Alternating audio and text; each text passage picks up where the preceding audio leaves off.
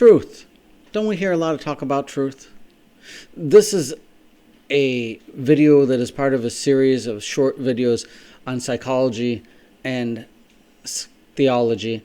This video is going to look at confirmation bias.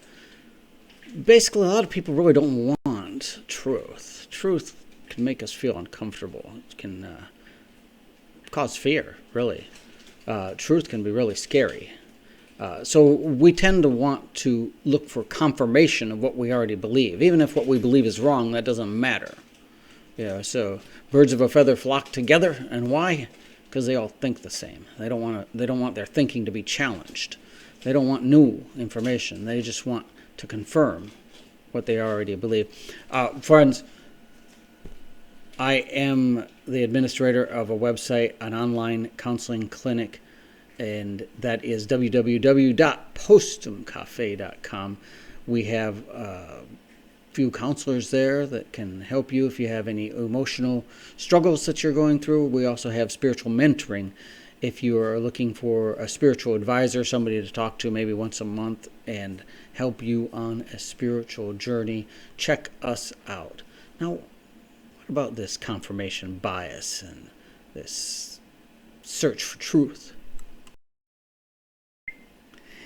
Using the elephant and a rider for an analogy, we have two areas of the brain. The rider represents the area of the brain where our logic is processed, and the elephant represents the area of the brain where we keep our memories and process emotions. Those not necessarily the same area of the brain, but in the analogy, that is how we work this. So, new information comes at us. Well, our elephant is full of old information. And the elephant, he doesn't want to deal with any of this new information, so he rejects it. Let's say, for example, the elephant has all types of information about the internal combustive engine. He knows all about how a gasoline or a diesel engine works and how the energy is transferred and all the complexities of it. Very intelligent elephant, extremely intelligent. This guy has a PhD in automotive engineering. Very, very, very smart guy. Knows nothing, zero, very little, about electrical engines and how those work. So when somebody proposes that it would be better if all the cars out on the highway were electrical cars instead of cars driven with internal combustible engines, confirmation bias kicks in. The elephant kicks that information away. Oh no, that's ridiculous. That'll never work. Why? Confirmation bias. The elephant does not want to know the truth. Okay? Would electric cars be better, or would they not be better? Maybe they would be, maybe they wouldn't be. That's not what he's concerned about. The elephant just wants confirmation of what he already believes. And since he believes the internal combustion engine is the greatest thing that ever happened to society, he is not going to entertain the idea that an electric engine could somehow possibly be better. So what does the rider think about this? Now you see the rider, he's going to play one or two roles, right? He's either going to be the elephant's attorney and defend the elephant even if the elephant is guilty, because attorneys, they defend clients even if the client is guilty. So he's going to defend the elephant regardless if the elephant's right or wrong. Or he's going to be the elephant's psychiatrist. He's going to analyze, is the elephant behaving properly? Is the elephant thinking properly? Should the elephant actually consider the idea of electric cars? That would not be confirmation bias. Confirmation bias has the rider playing the role of the attorney. Everybody, every single one of us, suffers from confirmation bias to some degree. That's what we know. Some suffer from it more than others.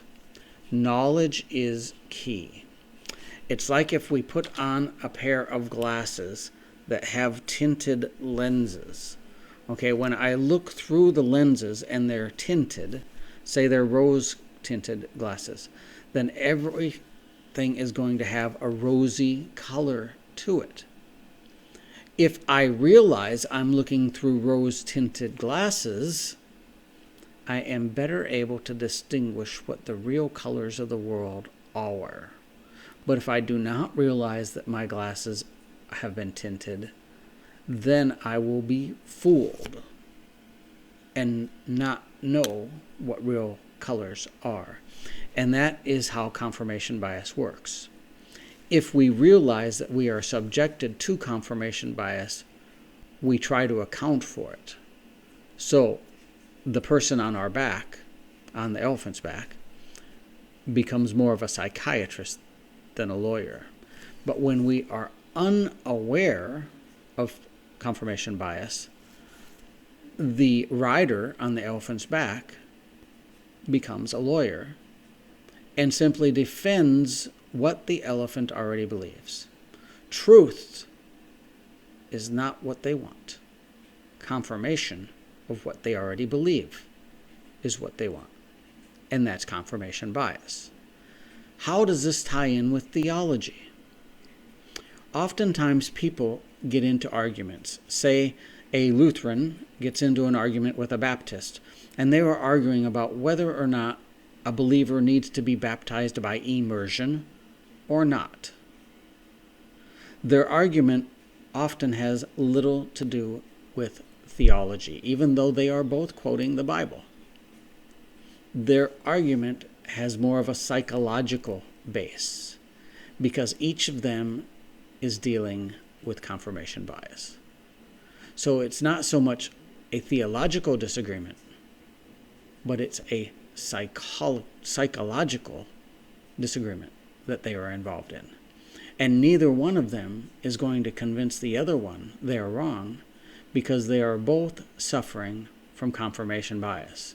They are not after the truth. They don't care whether or not a new believer needs to be baptized by immersion. That's not the issue. They are after confirmation of what they already believe.